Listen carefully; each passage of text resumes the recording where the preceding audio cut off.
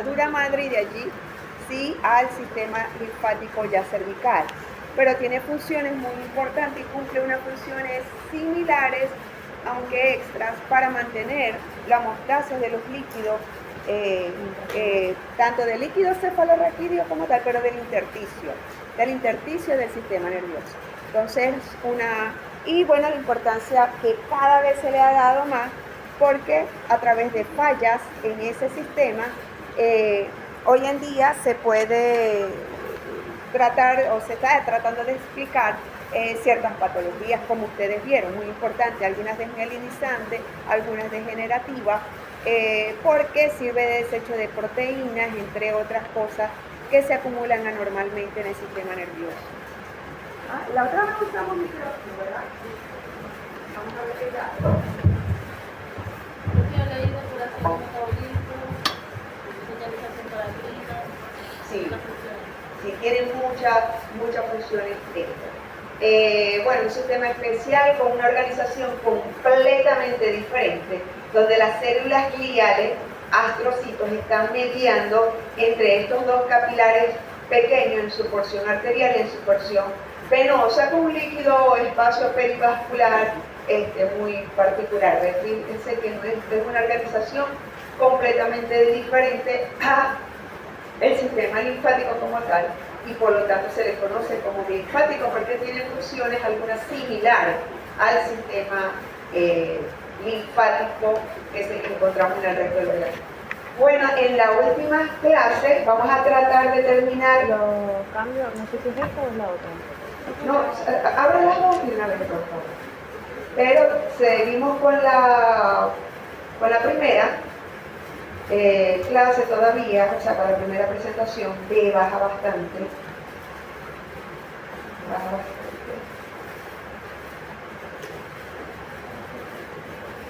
No tanto.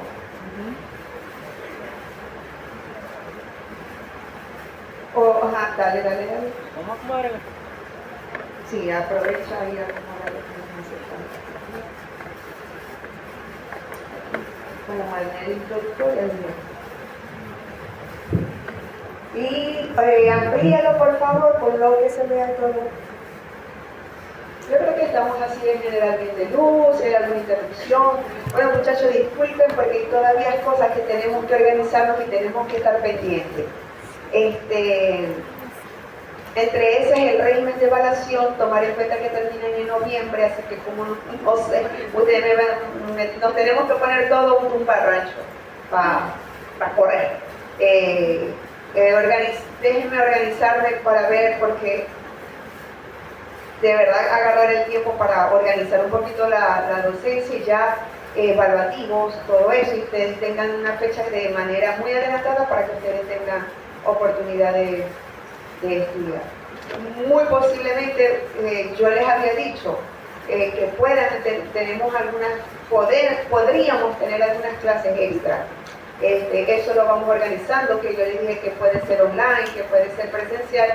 A mí me gusta más presencial en lo posible. Lo otro, organícese entre ustedes.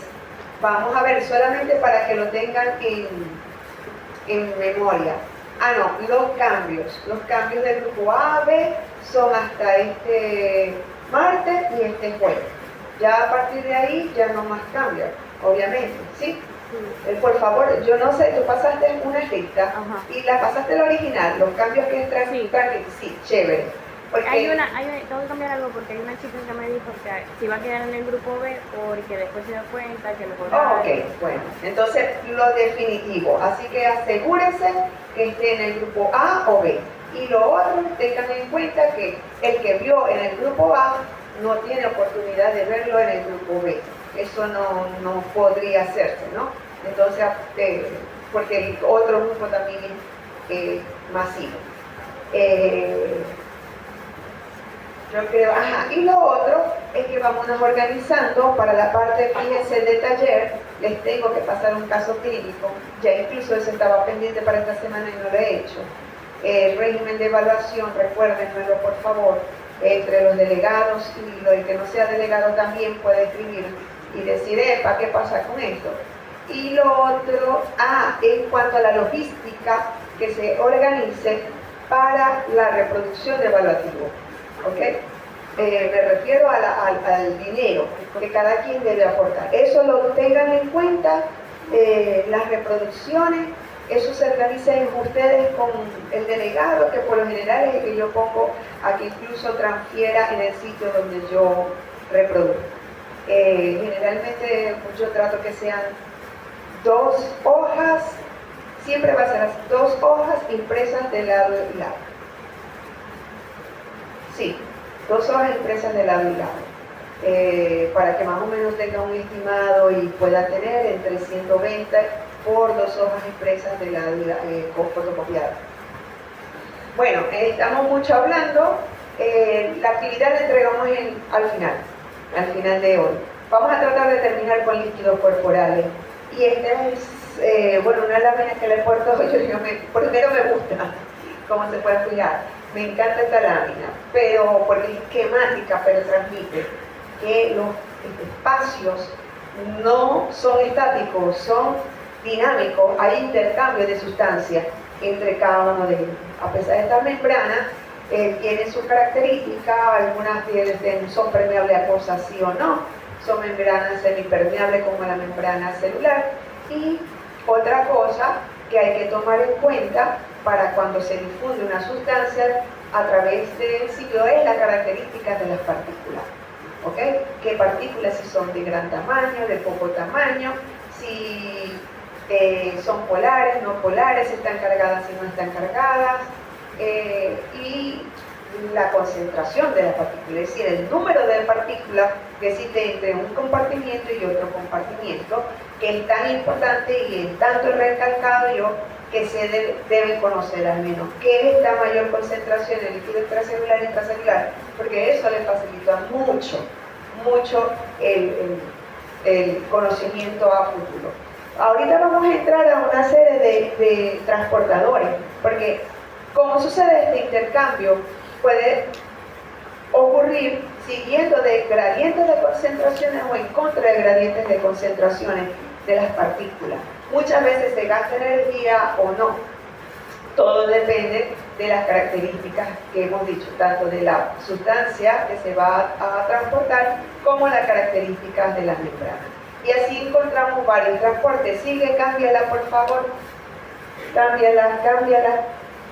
Entonces, nosotros vamos a ver que tenemos 2 grandes compartimientos, intracelular y extracelular. El intracelular, que está delimitado por una membrana celular, ¿cierto? Ok, aquí en manera tenemos aquí todo lo que está fuera de la célula sería extracelular. Pero sucede que en el espacio extracelular aparece una nueva membrana, que es la membrana capilar. Entonces ya divide el compartimiento extracelular en un compartimiento intravascular donde circula la sangre o plasma o líquido intravascular, como lo queréis decir, líquido intravascular. Vamos a tomar en cuenta el plasma, quitándole los elementos formes, las células, y todo lo que queda afuera del vaso rodeando la célula sería el líquido intersticial. Pues fíjense que la sustancia que viene por los capilares venosos en una unidad microcirculatoria tiene que atravesar esa membrana.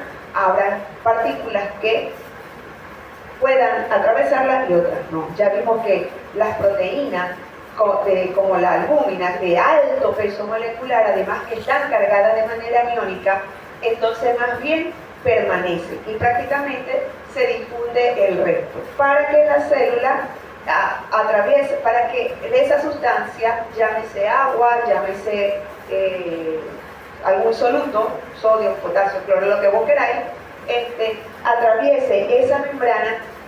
También la membrana celular tiene una característica de ser semipermeable por las características bioquímicas en las cuales ella está constituida.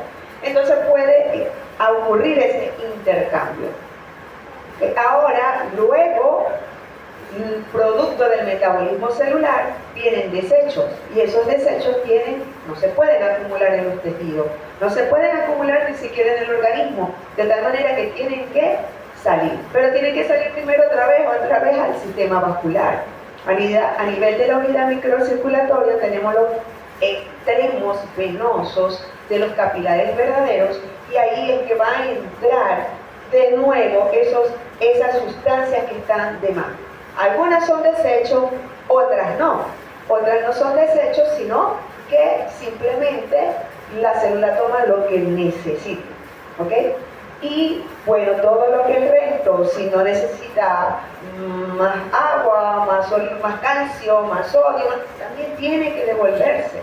Y lo hace por el extremo venoso. Entonces otra vez la sustancia tiene que salir de la membrana celular hacia el intersticio y del intersticio al extremo venoso del capilar. De una vida microcirculatoria. Pero entonces ocurre que como hay sustancias que no pueden atravesarlas, pues la célula está preparada. Hay mecanismos de transportadores para que eso ocurra. Hay otras que no. O sea, porque ningún transportador va a transportar la albúmina. La albúmina simplemente no puede pasar. Si la albúmina pasa el vaso es porque se rompió. O sea, se perdió de la integridad anatómica, histológica de ese vaso. Simplemente. Pasa a la siguiente.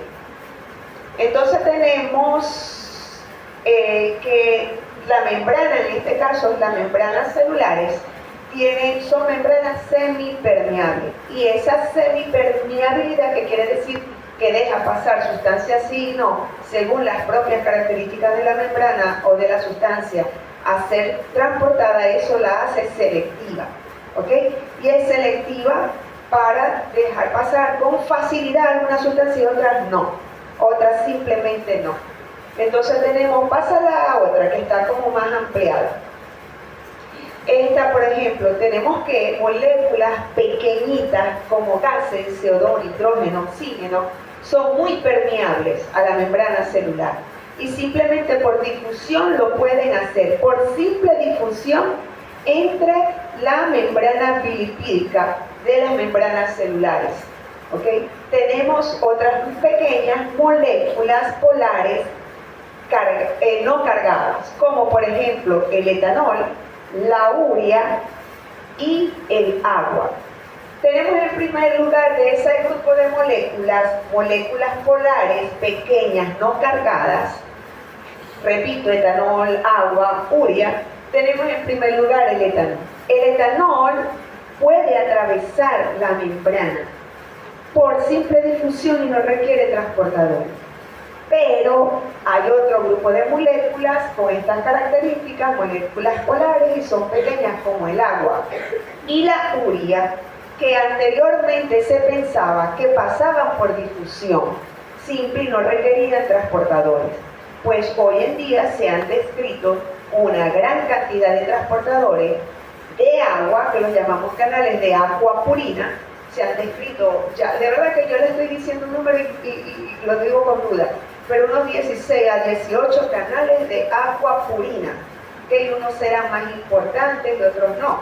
Vimos unos canales de agua, pero toda célula tiene canales de aquapurina fijos, con expresión constante en la célula. Y hay otros canales, ¿ok?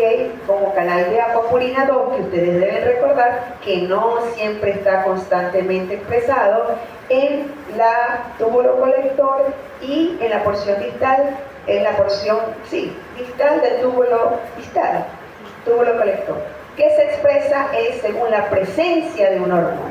Pero en general tenemos canales de aquapurina e igualmente tenemos canales de urea, se llaman UT. Entonces esos canales de urea también se han descrito. Hay tres tipos de canales UT. Si no apareció otro, porque puede ser que ayer apareció otro. Fisiología es un mar sin fondo, como digo yo. Bueno, hay otro grupo de moléculas polares, ¿ok? No cargadas, pero son mucho más grandes, como por ejemplo la glucosa, la fructosa. Esas moléculas no pueden atravesar la membrana e igualmente se han descrito en ellas moléculas que las llamamos portadores. ¿Ok? Y ustedes conocen, por ejemplo, los GLUT, los súper famosos GLUT. ¿Ok? Y eso también, esa lista va creciendo. De ahorita hay también como unos 14 tipos de GLUT.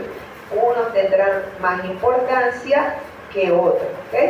Tenemos por lo menos la fructosa, tiene un canal del GLUT exclusivo que es el GLUT 5. Dejan pasar en fructosa. En un momento dado lo vamos a repasar. Tenemos moléculas cargadas que pueden pasar con más o menor facilidad con la membrana, ¿ok?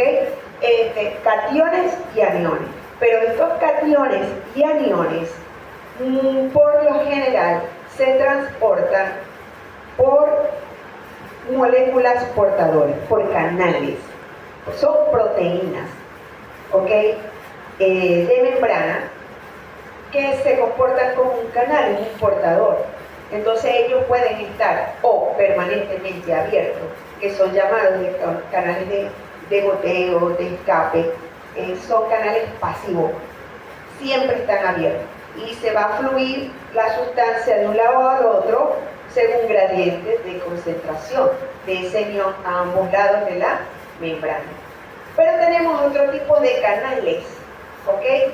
O moléculas portadoras que van a responder, son verdaderos canales que están cerrados, son activos, están cerrados pero pueden abrir o cerrarse según lo que influya en ella.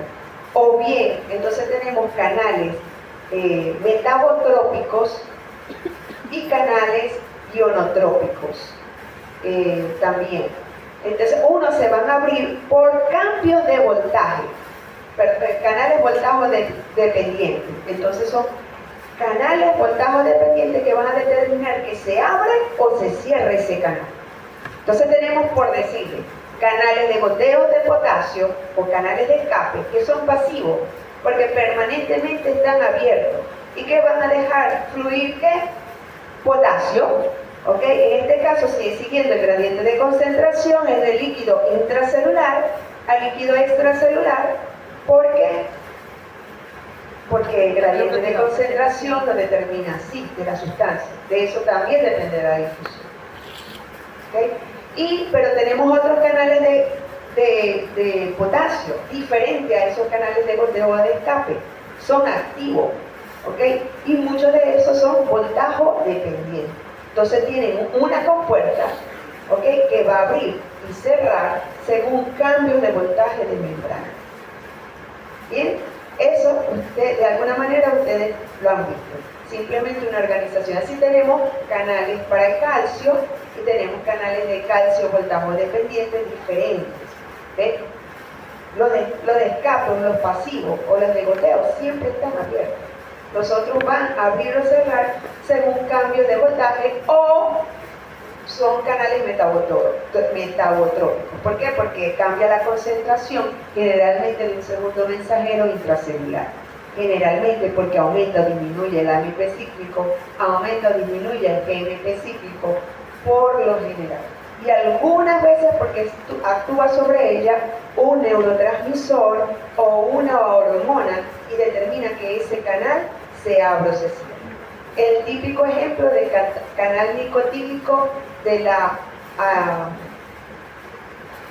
está a nivel de la placa neuromuscular. ¿Se recuerdan? Que es un canal que deja entrar sodio masivamente y sale poco potasio, pero que él está cerrado. ¿Okay? Cuando se une el calcio, ¿okay? Se pierde la configuración que tienen esas subunidades y se abre. Él normalmente está cerrado. Eso lo vamos a repetir y van a caer en eso. ¿Verdad? Entonces son diferentes, son canales diferentes, activos. Están cerrados, pero van a abrirse o cerrarse, unos dependiendo de cambios de voltaje y otros por cambios de ciertos metabotrópicos, serían los otros. Uno, canales voltaje dependientes y otros son canales metabotrópicos. A los otros también los llaman ionotrópicos. Los otros no responden a cambio de voltaje, sino que aumenta o disminuya un segundo mensajero, por lo general intracelular, que se recuerdan, pues generalmente es AMP cíclico o GMP cíclico. Entonces así tenemos algunos ejemplos que hemos dado, pero en general se mueve. Hay una ruta, que sí puede ocurrir no por vía transcelular, sino por vía paracelular. Por ejemplo, el cloro se puede mover en ciertos tejidos por ruta transcelular y por vía paracelular. ¿Qué quiere decir paracelular? En el espacito que está entre dos células. ¿Okay? Fíjese que ahí no está atravesando membrana como tal. Entonces por ahí puede fluir, por ejemplo, a nivel de colon, de intestino, vamos a llamar, en general de intestino, o a nivel de la nefrona. También, eso es una ruta que pueden seguir algunos iones. Magnesio también. Magnesio puede seguir una ruta paracelular. Bueno, y hay otras moléculas, ¿ok?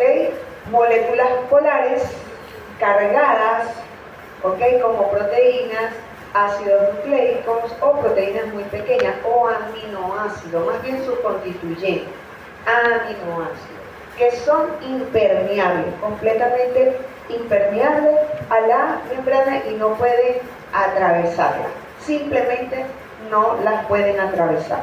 Tenemos los iones y tenemos entonces las moléculas polares cargadas, pero grandes, que sí son impermeables, pero que necesitan portadores.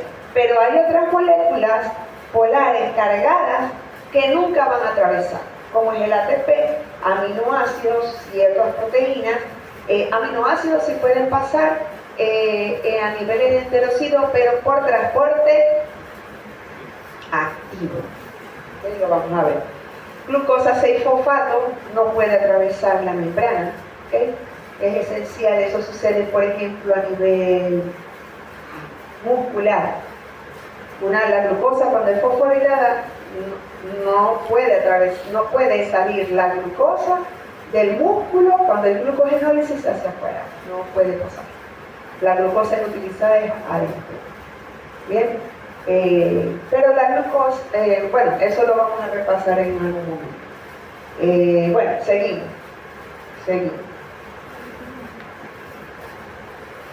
Una manera muy esquemática de clasificar todos estos tipos de transporte, tomando en cuenta entonces que esas características de las partículas, si son polares, no polares, si el tamaño, si están cargadas, no cargadas, etc. Y las características de la membrana. Entonces necesitamos transportadores. Y hay dos tipos de transporte pasivo y activo. Bueno, y uno extra que se llama transporte vesicular o transporte en masa. Este transporte vesicular en masa algunas veces lo incluyen en transporte activo. Bueno, yo opto por la división didáctica, vamos a decir, porque solamente por didactismo, vamos a hablar si se puede decir didactismo, me voy por esta vertiente, ¿okay? Porque en realidad sí implica un transporte en masa, transporte vesicular, sí implica gasto energético, obviamente. Bueno, esto simplemente es un repaso, por lo tanto voy a ir bastante rapidito, estudiar el ambiente en biología celular, bastante rapidito, y fue una de las cosas que yo le dije, repase, les envié algún material que me pareció, aunque estaba en inglés, pero por lo menos la parte visual creo que ayudaba bastante también. Y bueno, y con eso quería decir, agarren también cualquier apunte, cualquier libro donde usted se le haga fácil y pueda repasar conceptos previos que tienen de primera.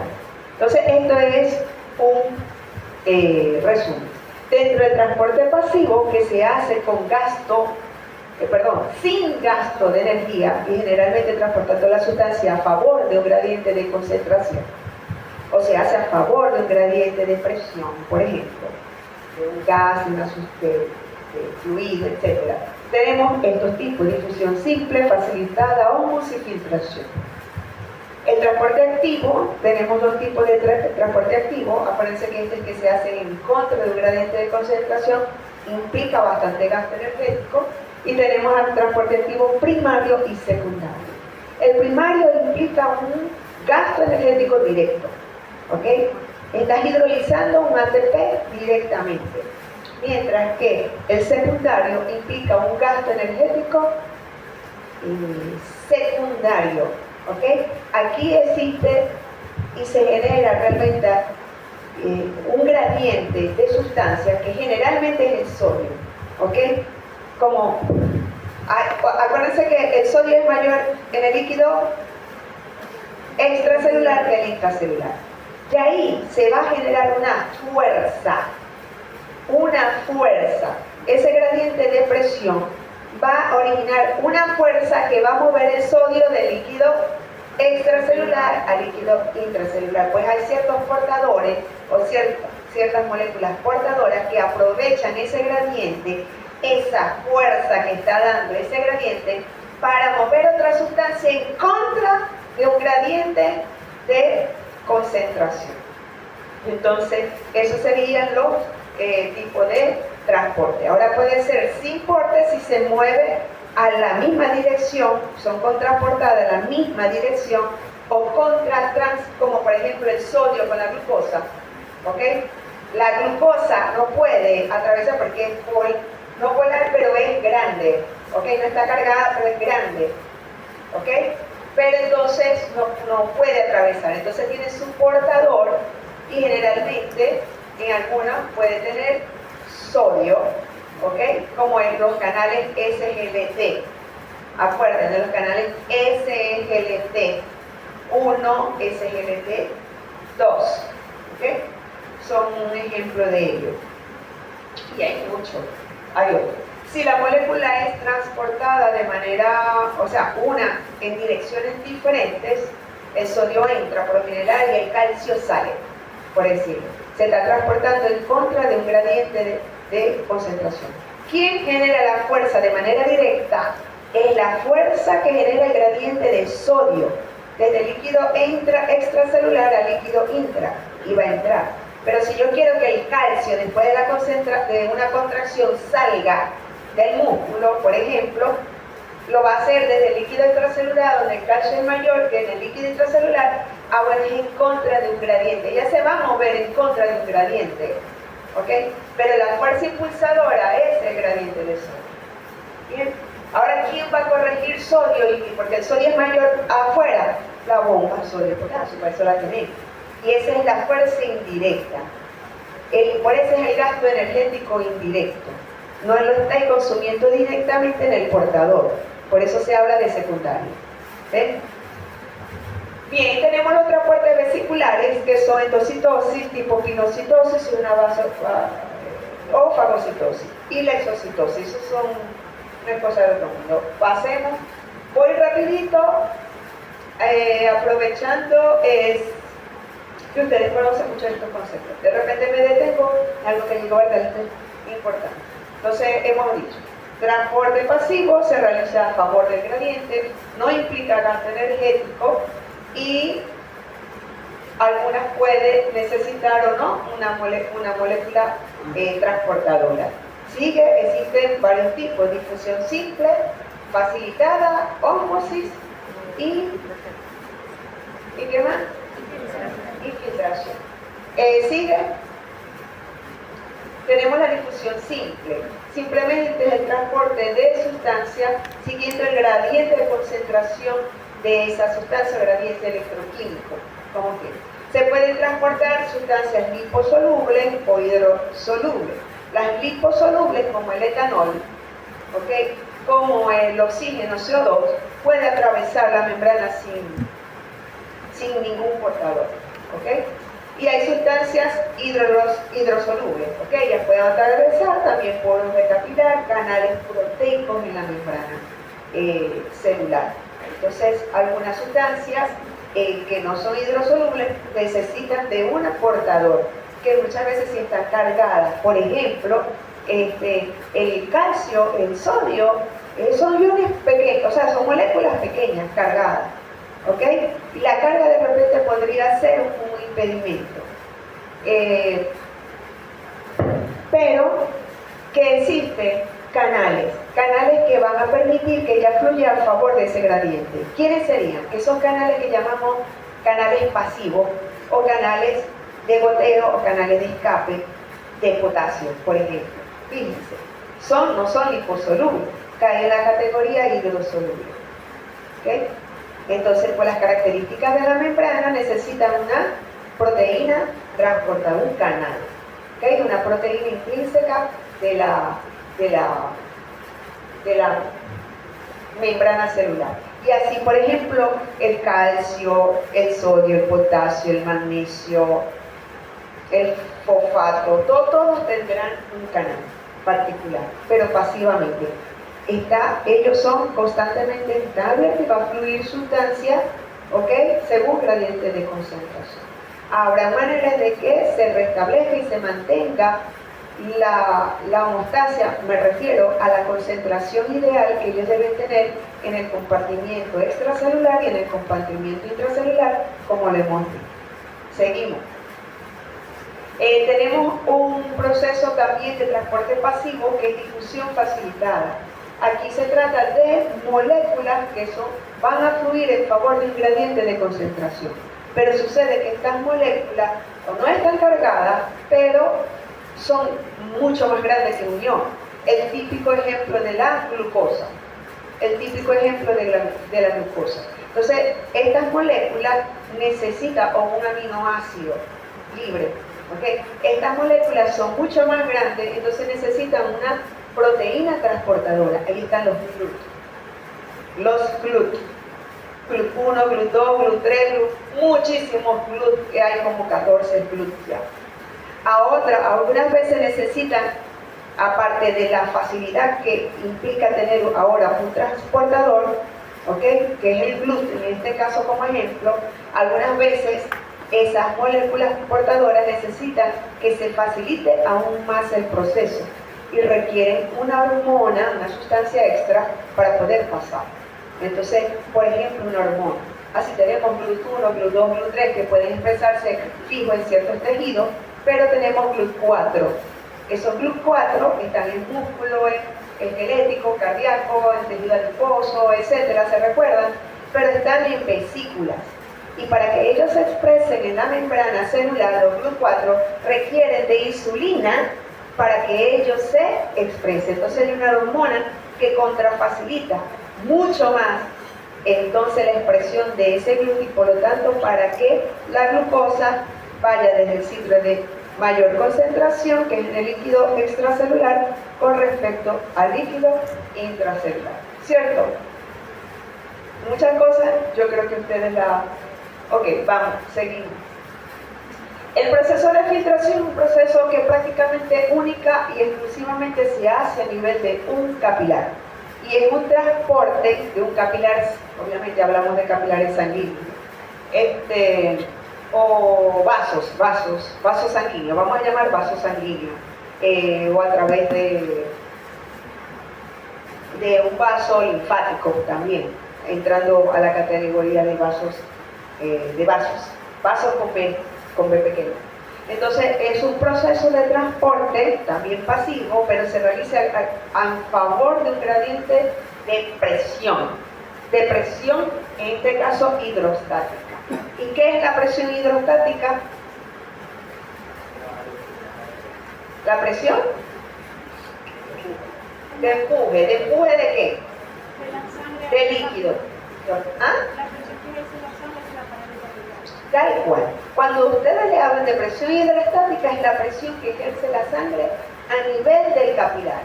Es como decir presión arterial. Presión que ejerce la sangre en las arterias. La presión venosa es la presión que ejerce la sangre, venosa en este caso ya, sobre las venas. Pero hablando de presión hidrostática, es la presión que ejerce la sangre, ¿okay? Dentro de los capilares de cualquier lecho. Entonces esa columna hídrica, vamos a llamar columna de sangre, que está contenido en capilar, ejerce presión allí. Entonces, eso implica también transporte de sustancias, de líquidos, como solución, como lo hemos dicho. Entonces es exclusivo de capilares. Sanguíneos, incluyendo allí, aunque no circula sangre, los vasos linfáticos. Seguimos. Ok, tenemos el proceso de ósmosis, que también es un transporte pasivo. Ese transporte pasivo se hace a favor de un gradiente de concentración, o sea, se hace a favor de un gradiente de concentración de agua. Lo podemos definir de varias maneras. O de agua, que el agua se mueva desde el sitio donde existe mayor agua al sitio donde existe menor agua. ¿Ok? Y que ocurre a través de una membrana semipermeable. donde existe semipermeable, donde no existe agua pura, ¿ok? Sino que existe también partículas disueltas en él. Y así es nuestro plasma, ¿verdad? Nuestro plasma es agua con partículas. Toda partícula que esté en el plasma ejerce una presión, ¿ok? Todas ellas.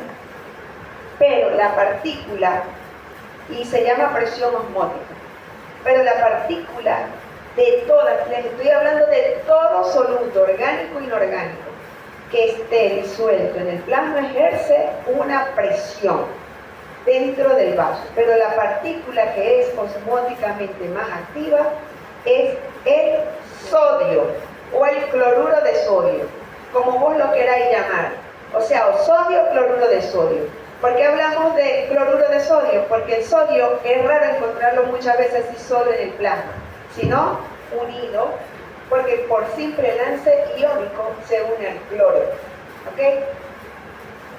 Ejerce más del 80% de la osmolaridad del plasma. La osmolaridad depende de él. Vamos a ver de eso. Eso lo vamos a ir hablando más adelante. Entonces vamos a suponer que aquí tenemos esto es muy experimental, pero aquí tenemos entonces un envase dividido por una membrana semipermeable, donde deja pasar el agua, pero no deja pasar las partículas, ¿ok? Entonces, nosotros no tenemos compartimientos como el B. En el compartimiento B tenemos pura agua. No tenemos compartimiento. Esto simplemente es para explicar el concepto de ósmosis. ¿Okay? Aquí tenemos un compartimiento de este lado. Vamos a la primera figura, la figura del lado en posición anatómica, en posición derecha, si hablamos anatómicamente.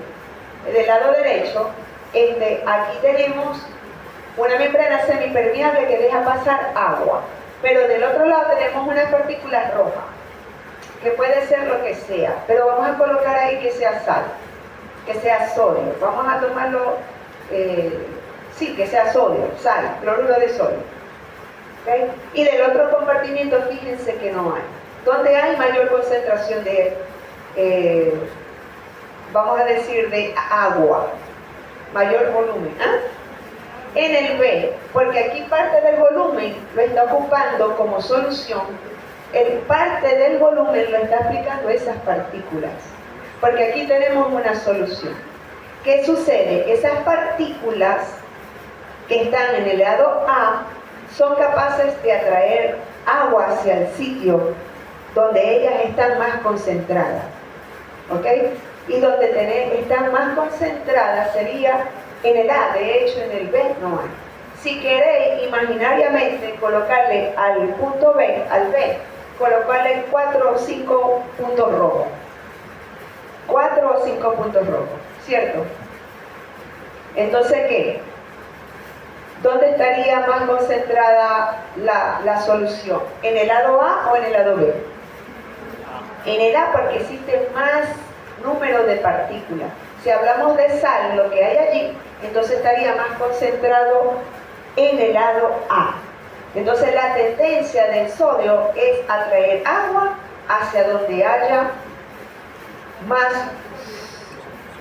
partículas osmóticamente activas.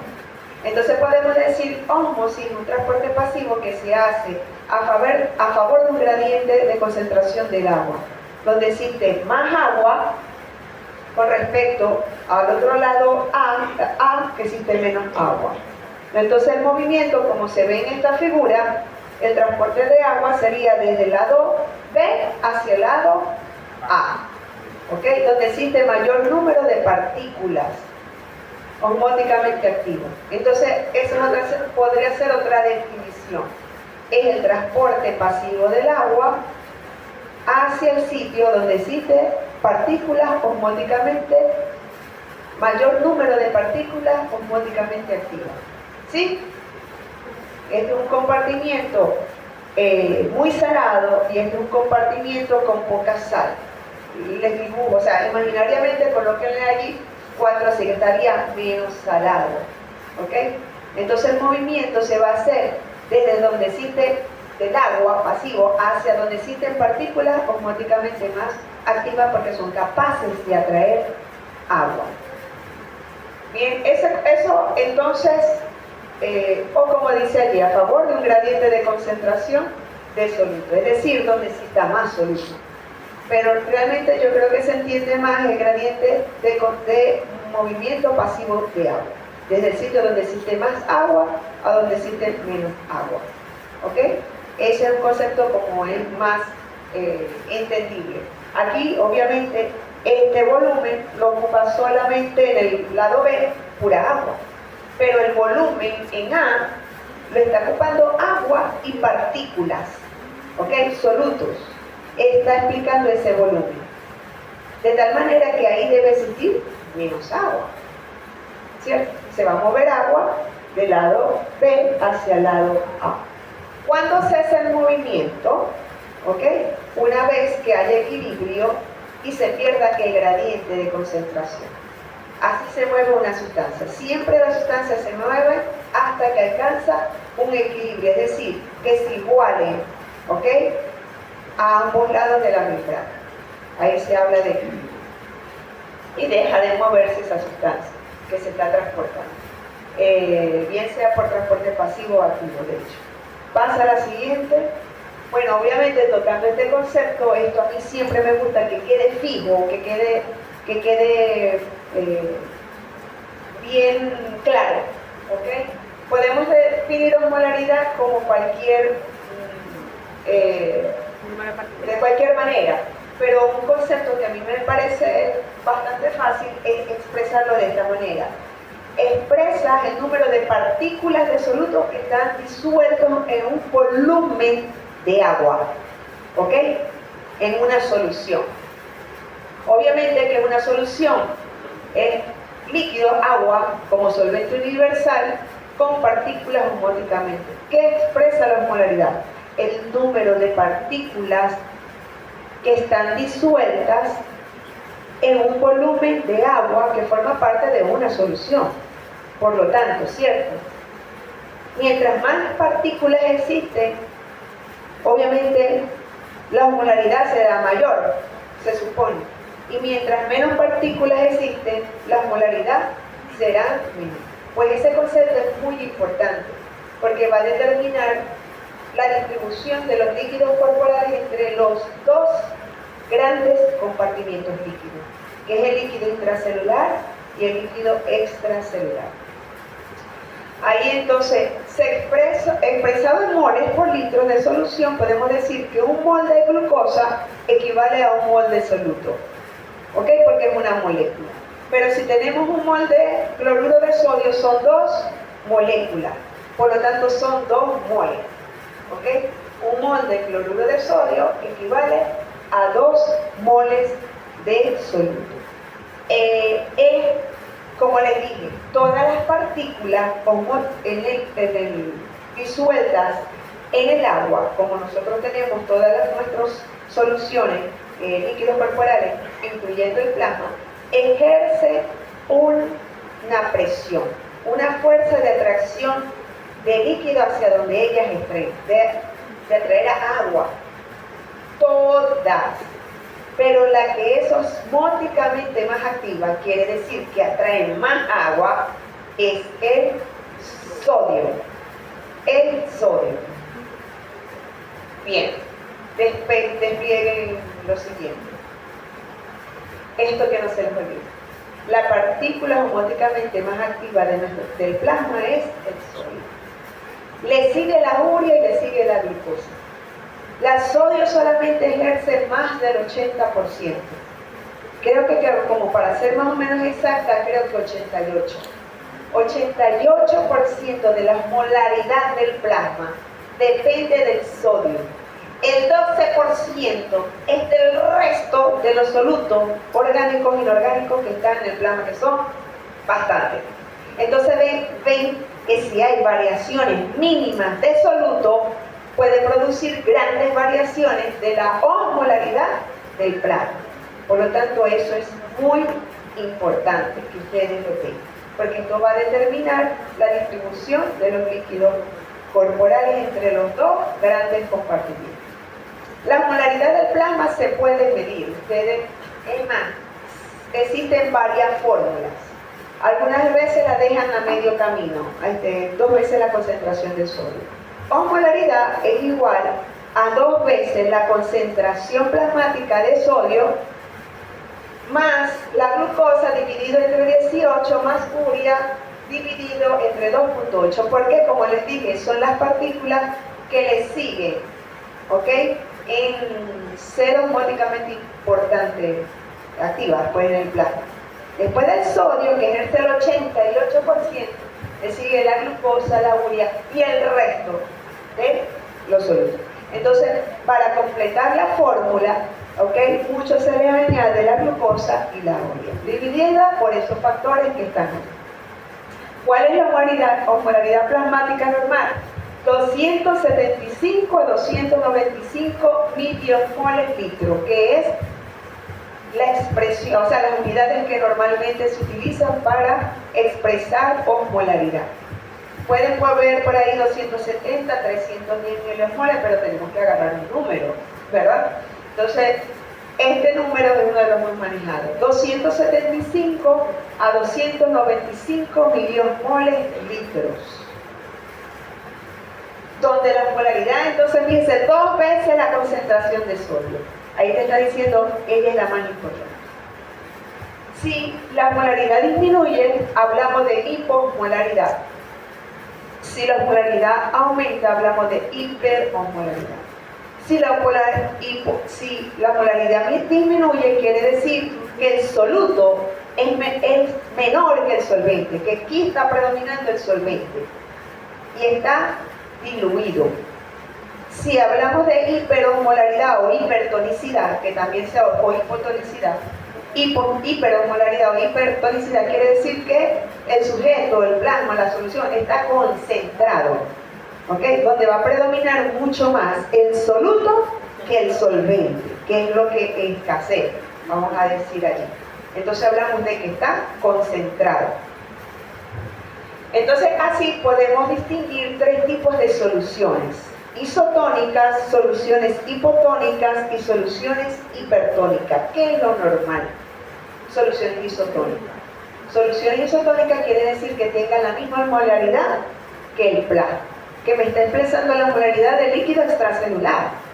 Y si yo tengo bien el medio interno, que es el líquido extracelular, debe estar también normal el medio interno.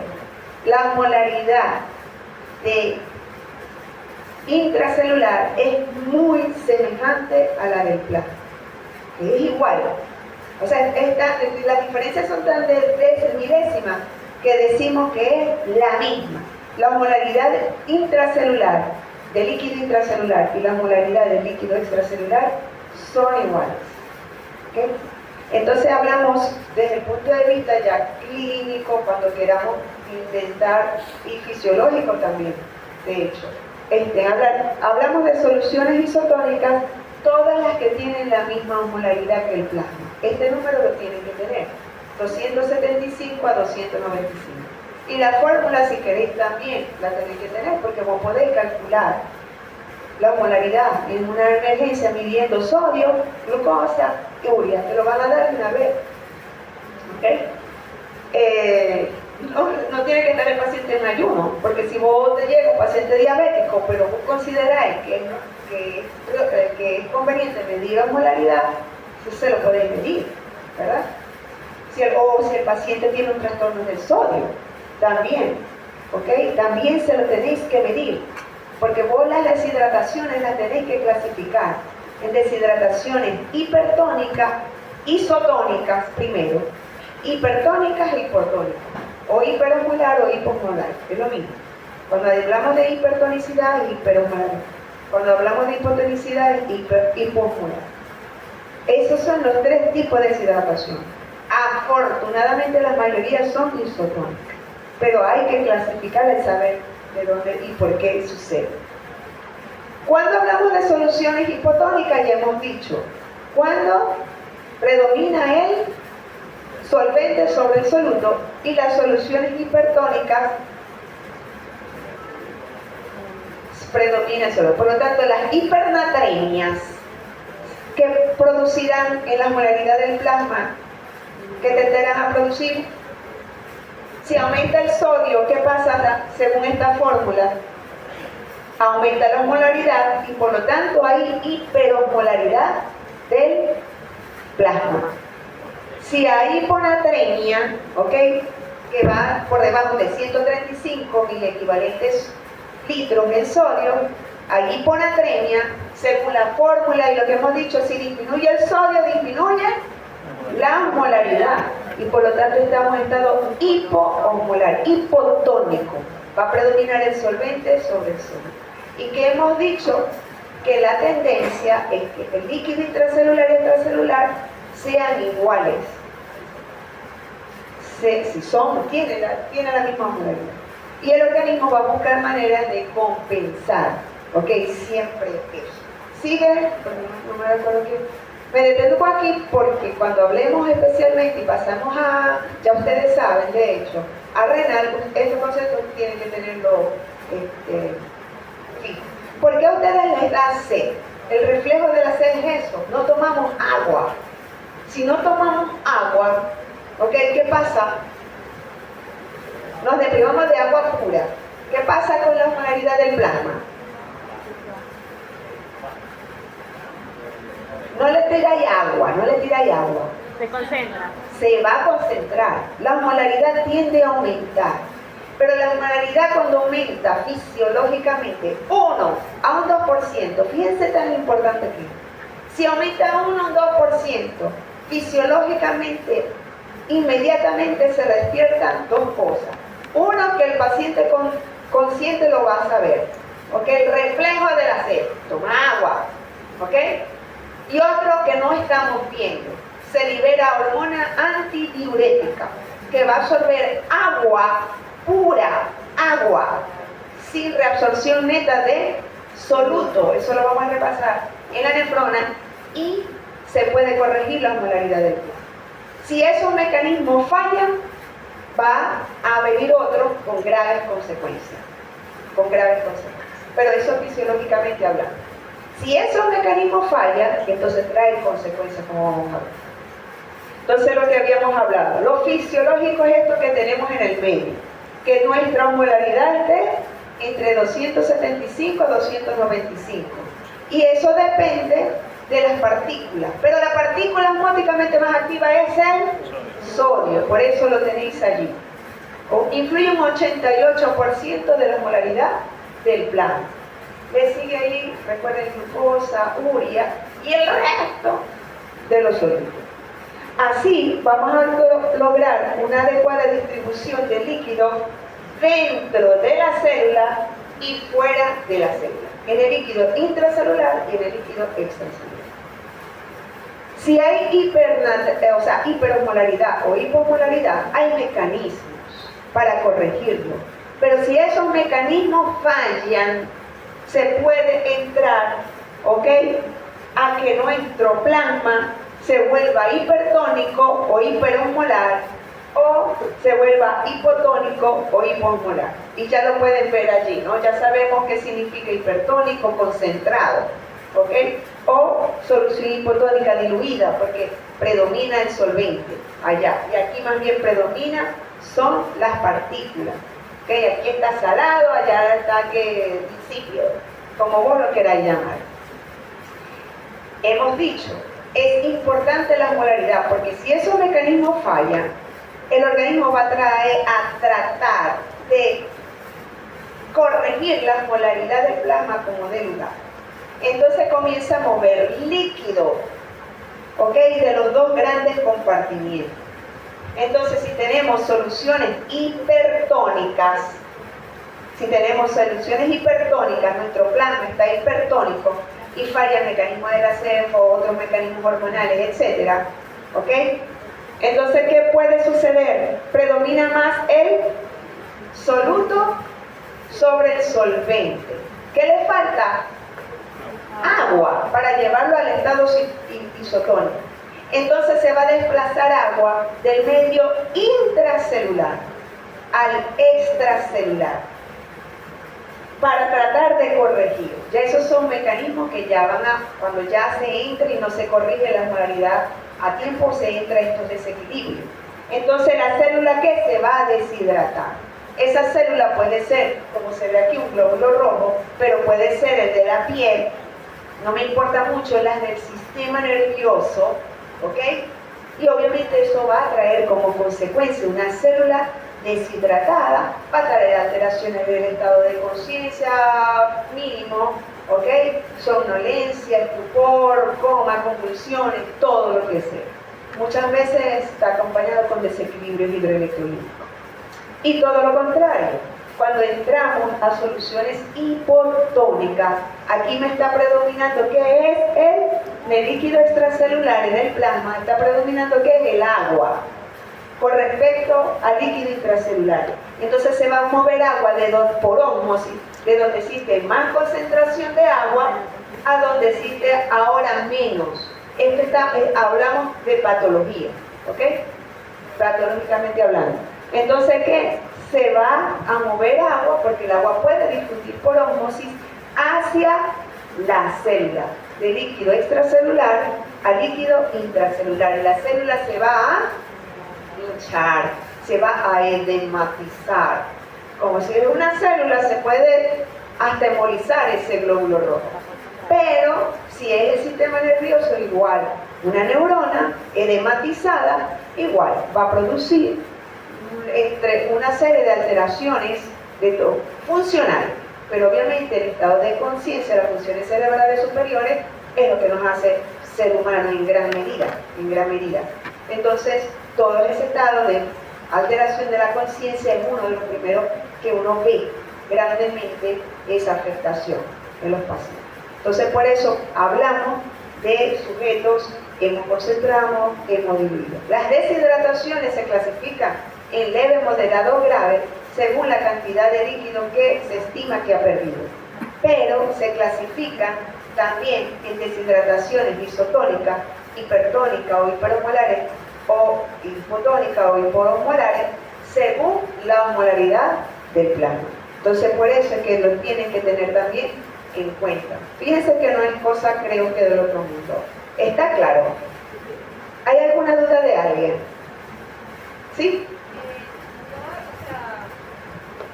En el caso de los pacientes que están en deshidratación, cuando se les coloca la solución, ¿cuál sería de las tres? Hay soluciones hipertónicas.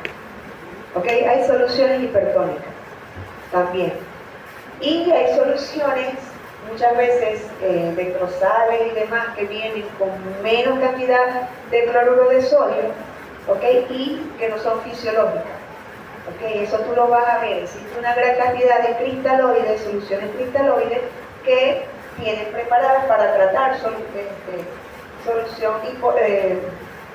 de deshidratación de hipotonicidad o estado de deshidratación con hipertonicidad. Eso existe.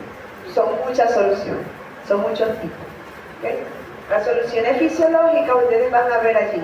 Y ustedes lo van a ir estudiando y lo van a ver. Tienen 154 miliequivalentes litros de cloruro de sodio.